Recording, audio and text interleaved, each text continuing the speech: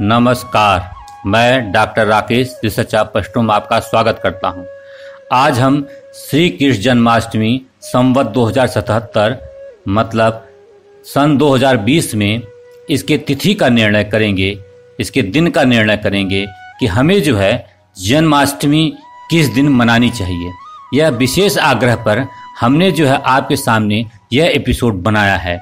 इस एपिसोड में हम आपको केवल इतना बताना चाहते हैं कि तिथि निर्णय के लिए या कहिए कि जन्माष्टमी का निर्णय करने के लिए जो नियम है वह नियम बताएंगे और इसके साथ ही हम अपना मत भी बताएंगे कि जन्माष्टमी कब मनाना चाहिए। क्योंकि बहुत सारी भ्रांतियां, बहुत सारे लोगों में संशय हो जाते हैं कि कहते हैं कि दिन रोहिणी नक्षत्र होना चाहिए और जो है मध्यरात्रि होना चाहिए। कभी जो है सप्तमी के रात्रि को मनाते हैं, कभी अष्टमी की रात्रि को मनाते हैं। तो सही और शास्त्र सम्मत बातें क्या हैं, कब क्या निर्णय आता है, कैसे निर्णय किया जाता है, पहले हम इन नियमों की चर्चा करेंगे।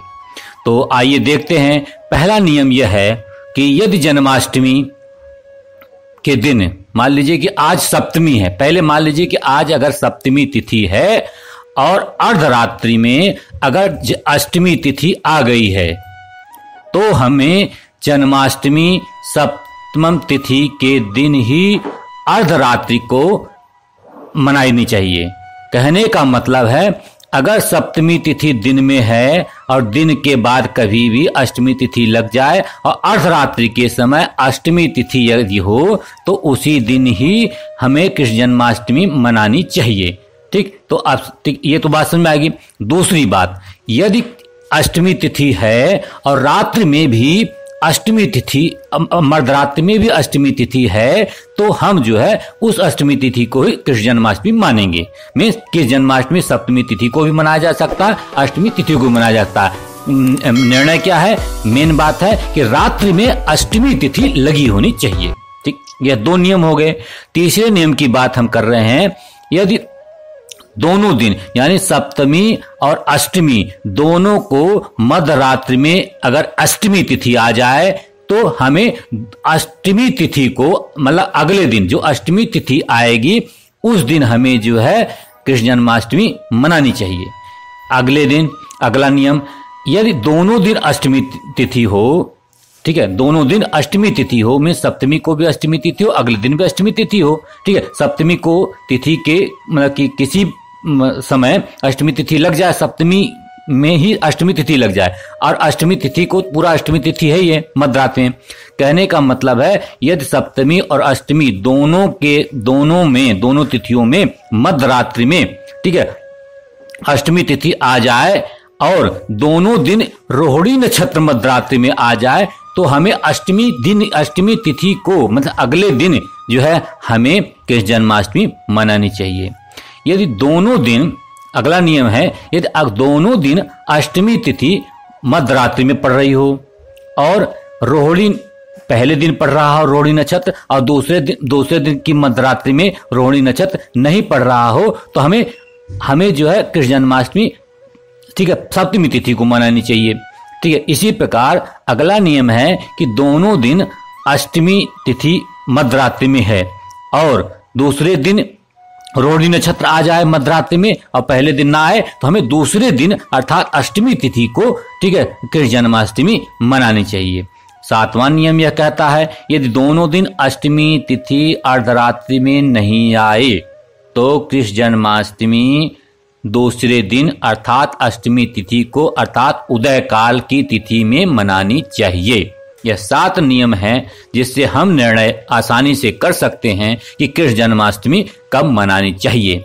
अब हम जो है संवत 2077 अर्थात सन 2020 में जी, ठीक है, हम जो है सप्तमी तिथि और अष्टमी तिथि दोनों पे ही जो है अपना अध्ययन पेश करते हैं। अब बताते हैं कि भगवान श्री कृष्ण का जन्म जो है किस तिथि को मनाना चाहिए।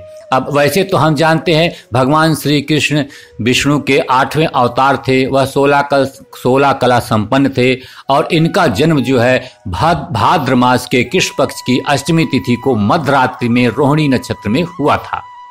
तो 11 अगस्त के दिन हम देख लेते हैं कि क्या पंचांग क्या था। ठीक है। तो 11 अगस्त को तिथि थी सप्तमी, लेकिन यह सप्तमी तिथि सुबह के 9:08 तक, यह स्थानीय समय है। ये कहीं कहीं 9 बजे हो सकता है, कहीं कहीं 9:10 भी हो सकता है। तो स्थानीय तिथि है सप्तमी तिथि 9:10 या 9:08 तक रहेगी। इसके बाद अष्टमी तिथि लग जाएगी। और भरणी नक्षत्र जो है वह जो है 24:57 तक रहेगा, अर्थात मध्य रात्रि में भरणी नक्षत्र रहेगा और अष्टमी तिथि रहेगी।